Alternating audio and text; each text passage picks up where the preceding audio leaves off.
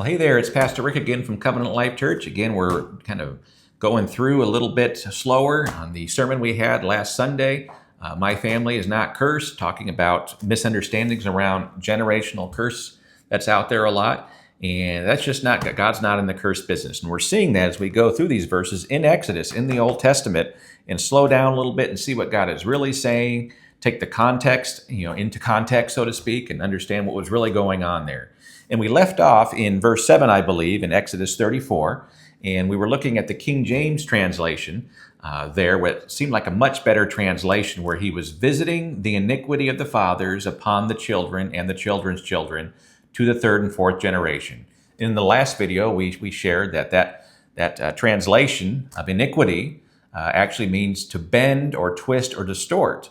So what he's describing, the first point here to really pay attention to, he's describing perhaps a father with a son in the household and maybe a grandson down the road, that when you are sinning constantly, if you're in willful sin and you're exposing your children and grandchildren to that constant barrage, that constant exposure can, and often does, we've all seen it, cause that descendant to copy that sin. Doesn't mean it's a curse by God.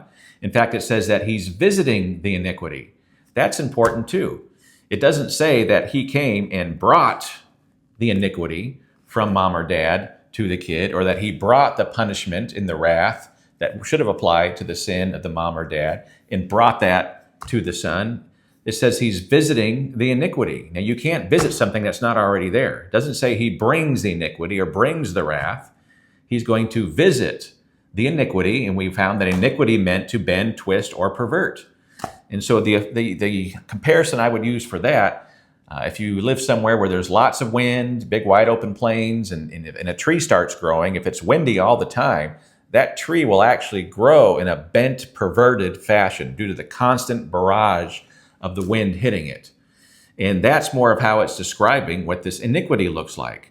God saying, hey, if you live in willful sin, it's going to affect your kids and grandkids.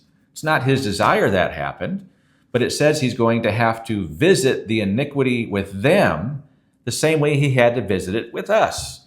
Mom, Dad, you're in iniquity. You're in sin. I have to visit with you on that. There's consequences around that. And now your sons and grandkids and daughters and granddaughters are affected by the sin that you're doing, this constant barrage of them observing you doing that.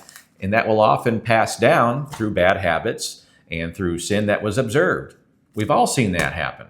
And God's just saying, I don't want to have to visit the same thing with them that I'm having to visit with you on. It's a warning more than a curse.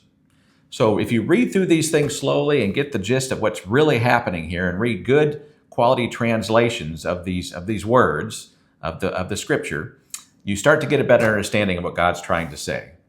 So that's all I have for right now in this section of the review from last week's sermon. Hope you've enjoyed that. We've got more to come, so tune in when the next one comes along here. And again, this is Pastor Rick from Covenant Life Church. We're that church on the hill in southern Indiana, right next to River Valley Middle School in Jeffersonville, Indiana. And I hope you'll join us one Sunday morning at 10:30. If you don't already have a great church you're part of, we'd love to have you. I'd love to see you. Thank you, and we'll see you soon on the next video.